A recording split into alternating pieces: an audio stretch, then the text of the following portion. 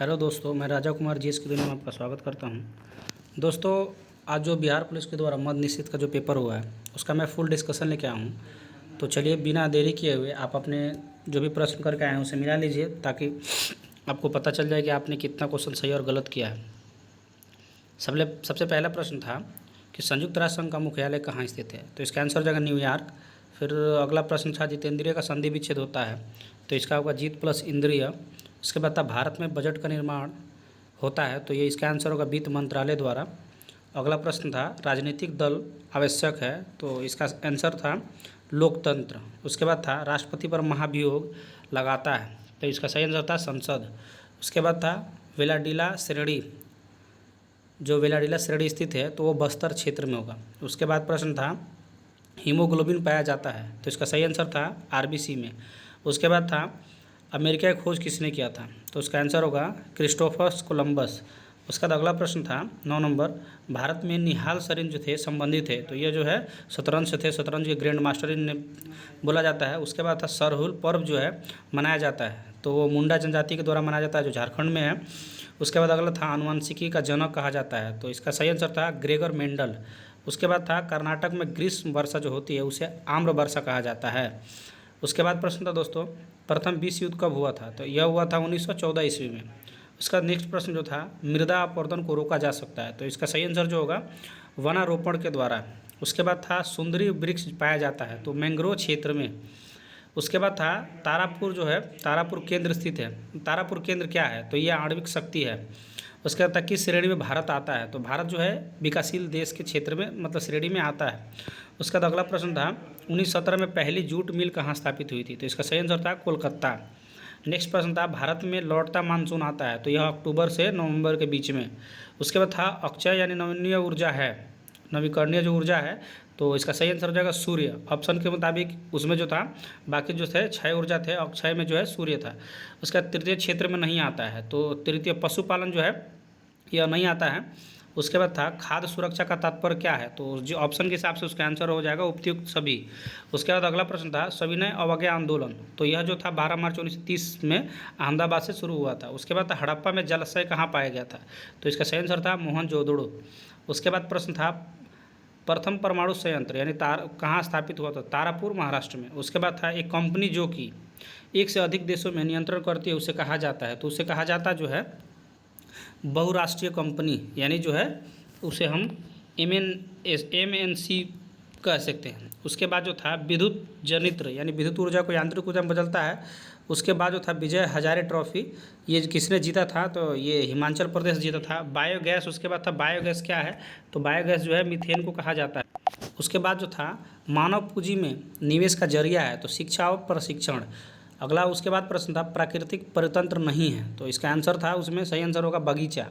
उसमें फिर प्रश्न था पृथ्वी का कुल सतह पर पानी है, तो ऐसे तो मुख्यतः जो है 71% होता है, लेकिन ऑप्शन के हिसाब से जो है 75% हो जाएगा। फिर नील हरित शैवाल जो है कौन से क्षेत्र का है, यानी प्राथमिक द्वितीयक जो था, तो ये प्राथमिक उपभोक्ता होता है। उसके बाद था संविधान निर्मात्री का सदस्य नहीं था, तो ऑप्शन के हिसाब से मोहम्मद अली जिन्ना जो थे संविधान निर्मात्री के सदस्य नहीं थे। उसके बाद नाजी पार्टी का स्थापना किस देश में किया गया था, तो इसका सही आंसर होगा जर्मनी। उसके बाद था देशों के बीच का विकास का आकलन जो है जीडीपी के द्वारा किया जाता है। उसके बाद था लीलाधर जगुड़ी का कविता कौन सा है, तो इसका सही आंसर था मेरा ईश्वर। उसके बाद नेक्स्ट जो था पंडित बिरजू महाराज जो थे संबंधित थे, तो इसका सही आंसर हो जाएगा कथक। उसके बाद अगला प्रश्न जो था पहले सीडीएस कौन थे, तो इसका सही आंसर था बिपिन रावत।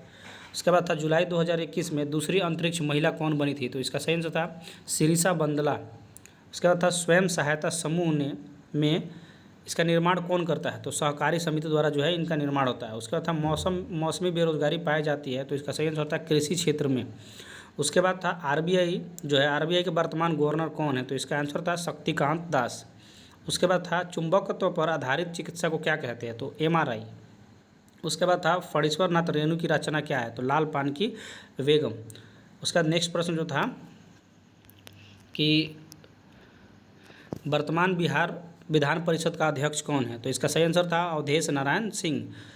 दोस्तों, हमारे चैनल के द्वारा जो भी बिहार मद निषेध यानी बिहार पुलिस का जो भी सॉल्यूशन दिया जा रहा है, तो आपको अगर अच्छा लगे तो हमारे चैनल को लाइक एंड सब्सक्राइब कर दें। चलिए नेक्स्ट क्वेश्चन जो है वो था परागकणों का एक पुष्प का स्थानांतरण किसके द्वारा होता है? तो ऑप्शन के हिसाब से इसका आंसर सब उपयुक्त सभी था। उसके बाद था बादल या कोहरा का निर्माण होता है, तो यह जो है ठोस जो है द्रव में परिक्षिप्त होता है। उसके बाद 1950 के पहले हिंद चीन देश थे, तो 1950 से पहले जो हिंद चीन देश कहा जाता, वियतनाम, कंबोडिया, लाओस और बर्मा को जो है हिंद चीन देश कहा जाता था। उसके बाद था लोकमान्य तिलक राष्ट्रीय 2021 का पुरस्कार किसे दिया गया? तो साइरस पूनावाला को दिया गया था।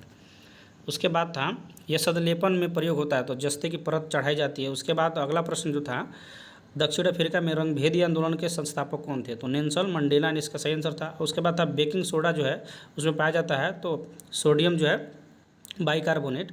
उसके बाद था किस बीज में प्रोटीन और वसा दोनों पाया जाता है? तो इसका सही आंसर जो था सोयाबीन। उसके बाद जो था नेक्स्ट प्रश्न कि राज्यसभा का सभापति जो है त्यागपत्र दे सौंपता है, तो जो है राष्ट्रपति को। उसके बाद था भौतिक पूंजी नहीं है, तो शिक्षा ऑप्शन के हिसाब से शिक्षा जो है भौतिक पूंजी नहीं है, लेकिन मशीन, फर्नीचर, भवन ये जो होते हैं भौतिक पूंजी होते हैं। उसके बाद था कि भारत में सर्वाधिक क्षेत्र में वन है जो उष्णकटिबंधीय जो है पर्णपाती वन फैले हुए हैं। उसके बाद था असमतापी जंतु जिनका हृदय जो है द्विकक्षीय होता है, तो यह जो होता है टर्टल यानी कछुआ का जो हृदय होता है वह जो है द्विकक्षीय होता है। उसके बाद था लेनिन का उत्तराधिकारी कौन बनाता है? तो उसका सही आंसर था स्टालिन। उसके बाद था परख किस क्षेत्र से है? परख जो है छात्रों को सिखाने का एक आकलन था। उसका नेक्स्ट था बिहार दिवस कब मनाया जाता है? तो 22 मार्च को।